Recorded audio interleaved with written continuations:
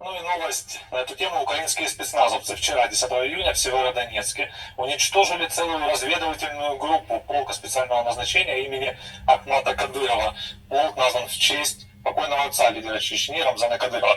Об этом и не только. Дальше поговорим с нашим гостем Анзор Масхадов, сын экс-президента Республики Ичкерия. Аслана Масхадов, здравствуйте. Здравствуйте, Анзор, приветствую вас. Здравствуйте. Скажите, пожалуйста, что вот эти войска Кадырова, сколько их вообще убито в Украине, умеют ли они воевать, хотят ли они вообще воевать, или это все только картинка для ТикТока?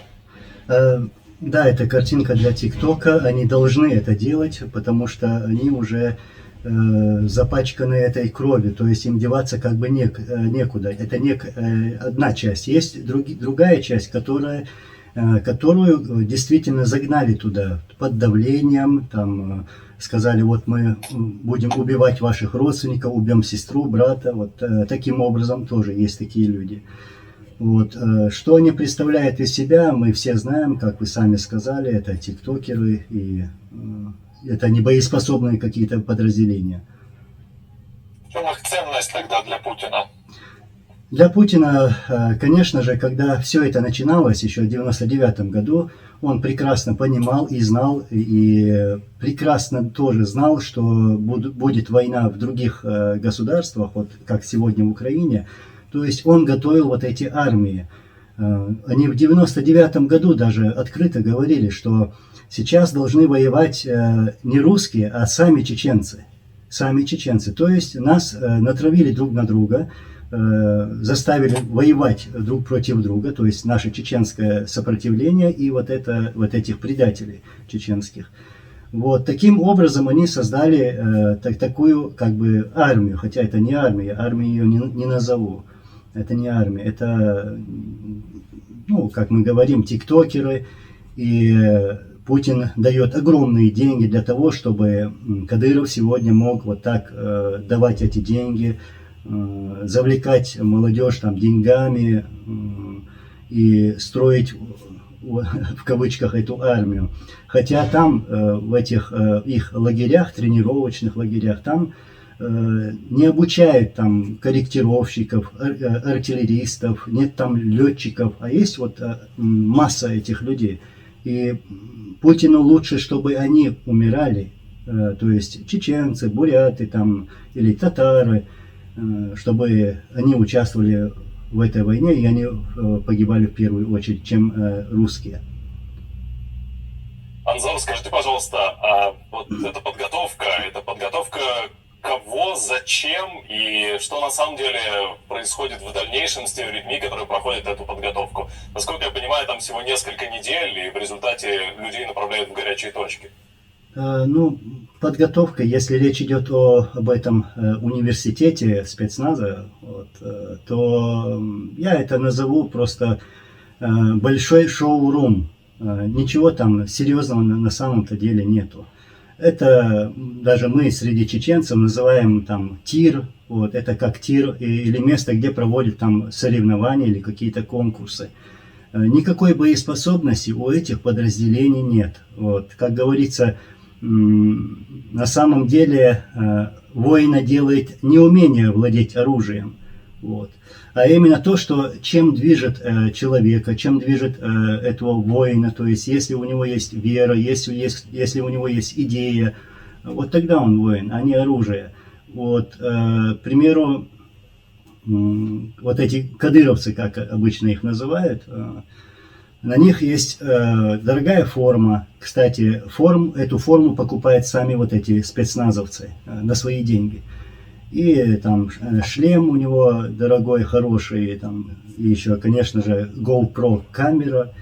Вот. А внутри этой формы нету ничего. Есть только существо самое трусливое, которое было обучено стать манкуртом, чтобы он гнобил свой народ, то есть Путин это сделал таким образом. Эти люди, эти кадыровцы, как мы сегодня называем, хотя это российская армия, вот, они своими действиями убили очень много людей. Мы называем это тюрьмы, да, вот мы называем это тюрьмы, хотя это не тюрьмы, это концлагеря, где люди просто исчезают, их растворяют. Это не тюрьмы. Тюрьмы бывают, как, к примеру, в нормальных цивилизованных странах. Вот. У них есть вот такие базы, где вот они истязали мирных жителей, и по сегодняшний день вот они делают это, похищают людей, и там люди исчезают. Вот чему они обучены, вот эти кадыровцы. Анзор, скажите, пожалуйста, а каков на сегодняшний день статус самого Рамзана Кадырова? Ранее появлялись сообщения, согласно которым Путин крайне недоволен действиями Кадырова, тем, что он заявляет и что он делает, ну, то есть той разницы между его заявлениями и конкретными действиями на местах.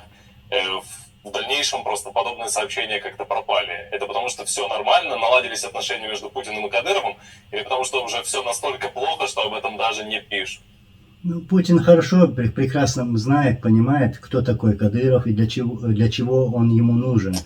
Он нужен ему на какое-то время. Вот когда настанет то время, когда он будет не нужен, то он его просто уберет, как убрали его отца Кадырова. И Кадыров прекрасно знает, кто убил его отца. Вот. Отношения хорошие, я скажу так. Да, Путин где-то недоволен, но он может терпеть сегодня, потому что Путину Кадыров нужен, чтобы тот исполнял вот эту работу, грязную работу за него. И я даже уверен, что потом как-то они постараются взвалить всю вину на чеченцев, там, на бурятов, на казахов, там, на других людей, а не на русских. Вот для чего нужен Кадыров Путину. А как думаете, Анзор, я читал такие версии, что у Кадырова, возможно, есть перспектива роста карьерного. В частности, писали, что он может заменить Шойгу на каком-то этапе. А кто-то говорит о том, что Кадыров может быть конкурентом даже самого Путина на главном президентском кресле. Вот стоит ли серьезно относиться к таким сообщениям? Ну, на самом деле, Россия заслужила такого человека. Я бы его туда поставил, если бы меня спросить. Но это далекая история, он туда не пойдет, его туда не допустят. Его, скорее всего, уберут сами, когда он не будет нужен им. Вместо Путина может пойти, там, да, Шойгу может пойти, может поставить там Патрушева. Вот и только таких людей. А вот этого безмозглого человека туда ставить они не станут. Ну, в этом я уверен. Анзор, скажите, пожалуйста, каковы перспективы участия чеченцев, кадыровцев в войне России против Украины? Как дальше могут развиваться события? Ну, в соответствии с теми изменениями, которые сейчас происходят на местах, как в Украине, так и в России.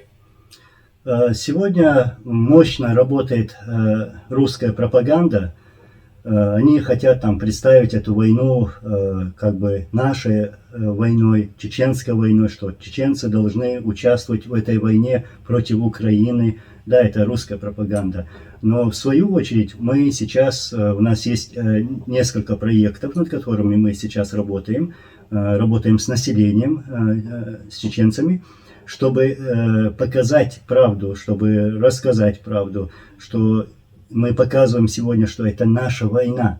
Наша война в таком плане, что мы должны стоять рядом с украинцами и стоять до конца, и воевать всеми имеющимися средствами против России. Потому что это общий враг, у нас общая цель. Вот. Это наша война. Это наша война. Но и то, что мои встречи вот проходят с чеченцами, и я вижу настроение людей, они крайне недовольны тем, что сегодня делает вот этот Кадыров, ну и путинская власть, их спецслужбы, какие методы они используют по давлению на население, чтобы отправлять это население на войну за Россию.